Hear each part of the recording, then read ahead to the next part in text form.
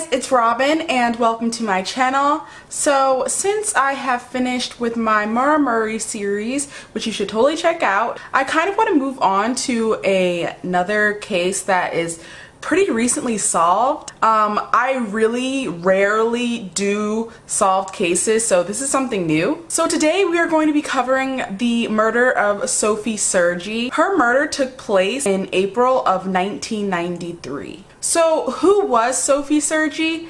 She was often described as being calm and well-behaved. She was a Yupik Native American who was known to be exceptionally bright and a role model for the other people in her village. A previous teacher of hers described her as young and bright with her whole future ahead of her. At the time of her death, Sophie Sergie was 20 years old. She had attended the University of Alaska Fairbanks, where she majored in marine biology. She was on full academic scholarship, but decided in fall of 1992 to take a year off to have surgery on her jaw. During that time, she lived in Pitkas Point with her mother, Elena Sergi, and her 3-year-old brother. She paid her surgery bills by juggling work as an academic aide at Pitkas Point School and as a clerk in St. Mary's. Even though she lived with her mom and had this work schedule, her brace checkups and appointments often led her back into Fairbanks. On April 25th, 1993, she went back into Fairbanks to have surgery. During that time, she stayed with her friend, Shirley Wasuli. Her friend lived in a residence hall for students called Bartlett Hall. That night, they ate pizza and watched a movie, and shortly after midnight, Sophie went to go smoke a cigarette. It was cold outside that night, so Wasuli had suggested to Sophie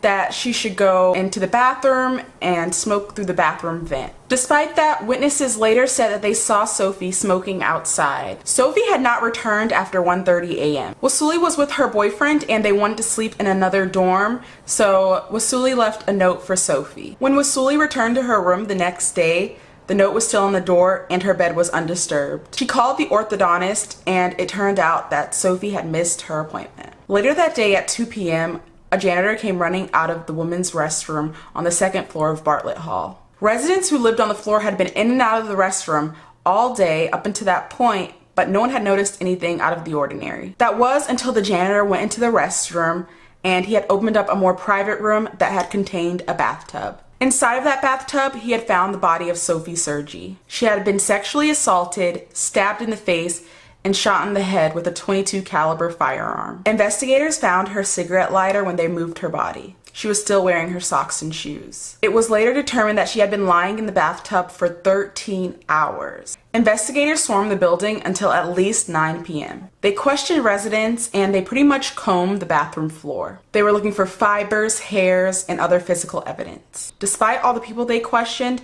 no one recalled hearing a crime in progress or the gunshot that had killed her. I have not found any information to confirm that Wasuli and her boyfriend were cleared by police, but I assume so since it has been 2 decades since the crime. At the time, police investigation was hampered by the fact that there was a lack of detectives and also the school year was just ending. Within 2 days of her death, about 60 students had moved out of the hall after their final exams. There was also the layout of the dorms themselves. While the crime took place in Bartlett Hall, there were 2 other halls, Moore and Scarland. They shared the same ground floor lobby and the main entrance. At the time, there was almost 700 students living in those dorms. Authorities also stated that Sergi had no known enemies, no jealous ex-boyfriends, and no stalkers. All of those matters made it very hard for this case to be solved. Over the years, they did have some suspects, but they all ended up getting eliminated with, further investigation and further questioning. Okay, so now we're going to talk about some case updates. In April 2009, police released this photo. This is the shirt she was said to have been wearing at the time of her death. It was a brightly colored Native American styled hoodie sweater.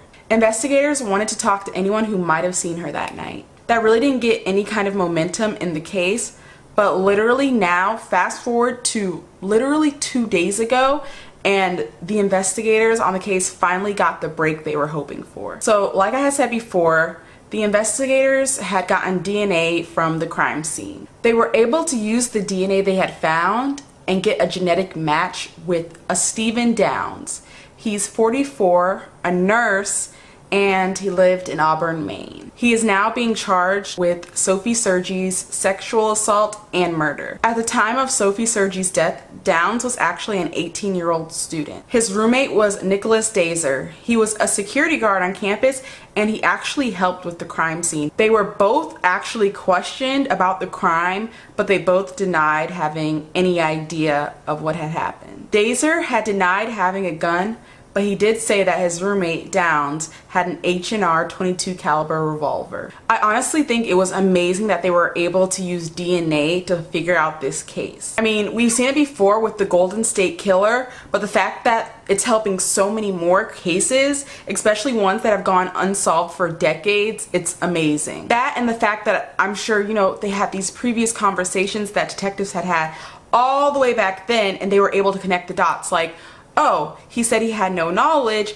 but his roommate was able to say that he did have a gun that was .22 caliber that basically matched the weapon of the crime. Sophie's mom, Elena Sergi, is actually still alive to this day, and I'm so glad she's able to finally get the closure that she so deserves. Now let me tell you guys how this DNA thing all works out. I actually have it written down here. I'll have to read it because it's lots of big words.